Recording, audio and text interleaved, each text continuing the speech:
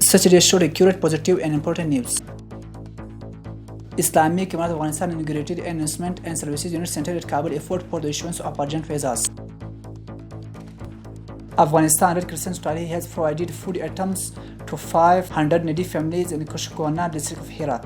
Officials say in the aforementioned aid, each family received 100 kg of flour, 24.5 kg of rice, 5 kg of sugar and 2 kg salt, 1 kg green tea, 10 liters of oil and 8 kg of beans. Railway transportation has increased. Official of the Afghanistan Railway Authority says that 1,09,808 metric tons of crude have been transported through Hairatan, Anika and Torgondi forts in last week. The Acting Minister of Public Health, Honorable Dr. Karandar Ibad, visited Amiri Medical Complex.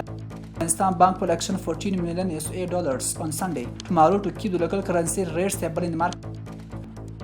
The Ministry of Urban Development and Housing allocated 10 acres of the land for the construction of an orphanage in the subs area of the 19th district of Kabul.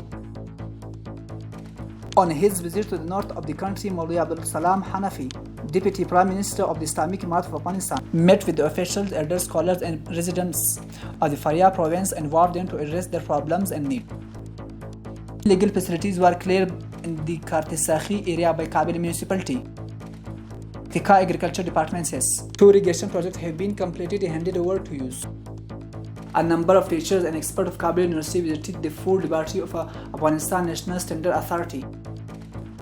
Ministry of Justice, 4,827 acres of land have been identified as a government land and surplus.